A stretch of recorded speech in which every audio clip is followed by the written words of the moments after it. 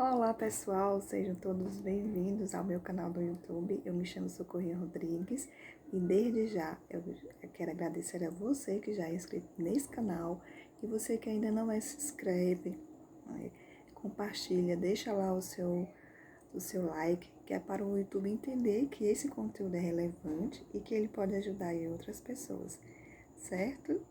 Hoje eu estou trazendo para vocês a parte 2, não é, do tema perspectivas sobre o desenvolvimento da escrita. Na parte 1, nós apresentamos o desenvolvimento da escrita sobre a perspectiva fonológica. E hoje eu vou trazer para vocês a perspectiva da escrita sobre a perspectiva construtivista, certo? Então, desde já, não esquece de deixar lá de marcar presença, não é, nessa aula e também deixar lá o seu comentário. Você pode interagir comigo, né, deixando lá a sua pergunta sobre esse assunto também.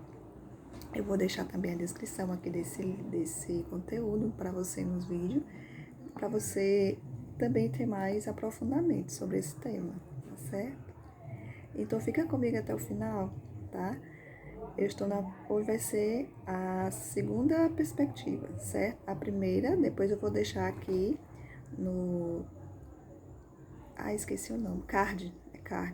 Aqui no card é o primeiro vídeo que fala da primeira perspectiva e agora a gente vai dar início à segunda perspectiva, que é a perspectiva construtivista, certo? Então, o que é que diz aí a perspectiva construtivista em relação aí ao desenvolvimento da escrita? Bem, segundo essa teoria, não sobre o desenvolvimento da escrita, ela é chamada de perspectiva construtivista. Ela é muito influente, em países aí, em línguas românicas, como o italiano, o português e o espanhol, certo? E também nós vamos conhecer alguns desses autores que fazem parte dessa teoria, que representa essa teoria construtivista que nós conhecemos atualmente. Então, os pesquisadores aí da tradição construtivista, eles foram influenciados aí por Piaget, né? Você já deve ter ouvido falar nesse pesquisador aí, Piaget. E ele criou um método aí de observação clínica para estudar como as crianças entendem o mundo. Então, o autor ele postulou uma teoria geral de estágios de desenvolvimento que mais tarde foi aplicada aí a uma variedade de comportamentos específicos, incluindo aí a leitura e a escrita. E quais são esses principais representantes aí dessa teoria? Nós temos a Ferreiro, a Emília Ferreiro e a Temberoski, Vernon e Ferreiro. Então, esses são os autores aí que fazem parte dessa teoria do construtivismo. Tá? Então, eles foram particularmente influentes na ampliação desse quadro, certo? E de Jean Piaget, para o desenvolvimento da linguagem da escrita. Então, eles estudaram aí as concepções infantis sobre a linguagem escrita, propondo aí que as crianças, elas sabem muito sobre a escrita antes mesmo de compreender o princípio alfabético, segundo eles. E por eles considerarem isso, eles descreveram aí 3 estágios na evolução da escrita, em que as crianças adotam e abandonam aí diferentes hipóteses sobre a linguagem escrita até que entendam o princípio alfabético, certo?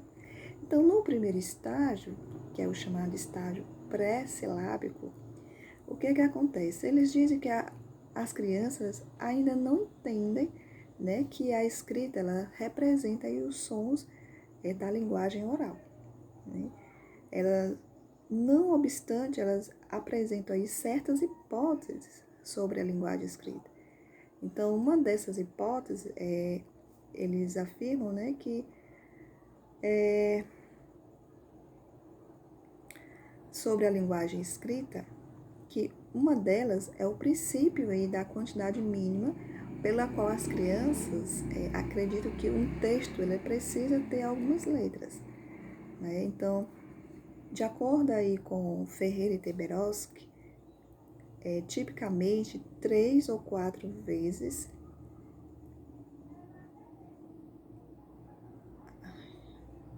Peraí, gente, eu troquei bem aqui, peraí. Esse mínimo é fixo para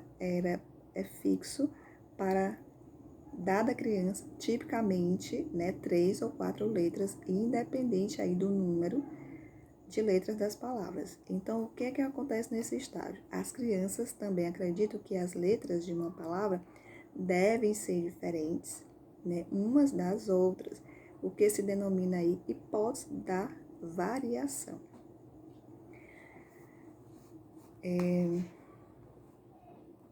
Então, eles começam dizendo o seguinte, que à medida que as crianças aprendem mais sobre a escrita, de acordo com Ferreira e seus colegas, não é? Eles apresentam a hipótese de que as letras na escrita representam sílabas. Então, isso resulta em escritas silábicas, em que as crianças escrevem um símbolo por sílaba, né? Por exemplo, as crianças podem escrever o dissílabo sapo, não é, como AO, né? Então, relatos de escritas silábicas são frequentes não só em espanhol, mas também em outras línguas neolatinas, como o português. O estágio silábico é crucial na teoria aí de desenvolvimento da escrita de Ferreira e Teberoski.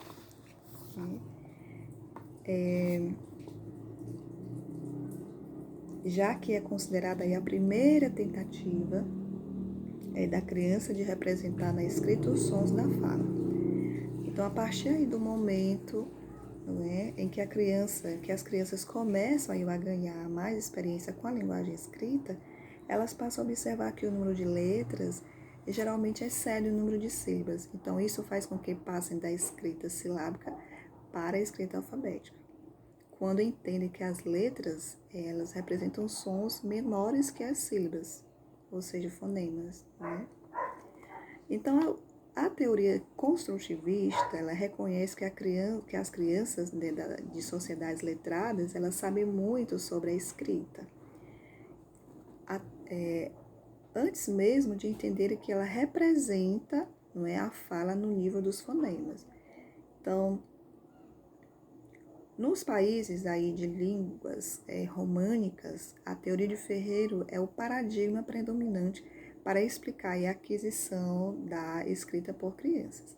Porém, a despeito aí da sua popularidade e aceitação em países da América Latina, incluindo o Brasil, a teoria de Ferreira apresenta algumas limitações, né, segundo esses autores aqui desse artigo. Uma delas é a falta de evidência para o estágio silábico, né, que é o mais importante da teoria, que elas consideram. Então, segundo esses autores aqui, Camille Long e M. Manning, né, eles não encontraram evidências para um estágio silábico entre crianças que falam inglês, né? Em vez disso, eles relataram que as crianças representam aí palavras apenas com consoantes, o que os autores chamaram de estágio consonantal. Até mesmo nas línguas latinas, estudos recentes levantaram dúvidas aí sobre a existência de um estágio silábico, né, segundo essa teoria. Então, escritas como AO para sapo são muitas vezes aí representados como escritas silábicas, já que a criança escreveu aí 2 letras para uma palavra de sílaba. Contudo, nesse exemplo, é típico que as letras correspondem aos nomes das letras escutadas nas palavras. Assim, as escritas elas podem alternativamente, refletir o uso de nomes de letras pelas crianças. Por exemplo, crianças brasileiras usaram aí palavras com menos de 3 letras com mais frequência do que as americanas. Então, essa diferença reflete a desigualdade entre as línguas, já que o português contém maior número aí de palavras curtas do que o inglês. né? Então, assim, a ideia de que as crianças tendem a evitar a repetição de letras em uma palavra, a hipótese de variação, também parece ser mais conveniente, explicada pela exposição ao texto impresso. Então, como o inglês tem uma taxa de repetição maior do que o português, as crianças americanas são mais expostas à repetição e tendem a usá-la mais frequentemente do que as brasileiras, certo? Bom, pessoal, então é isso. Eu vou deixar para você a fonte, não é, desse material aqui que eu estou trazendo para vocês. Eu espero que vocês tenham entendido aqui a teoria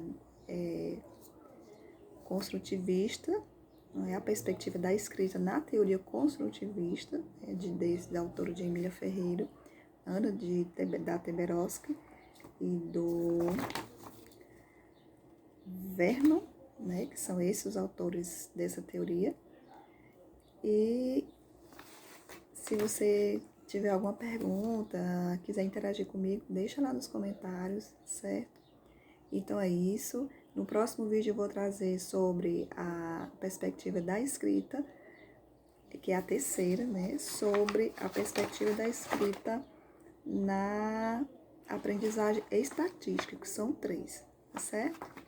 Então é isso. Desde já, obrigada. Até breve. Fica com Deus. Tchau.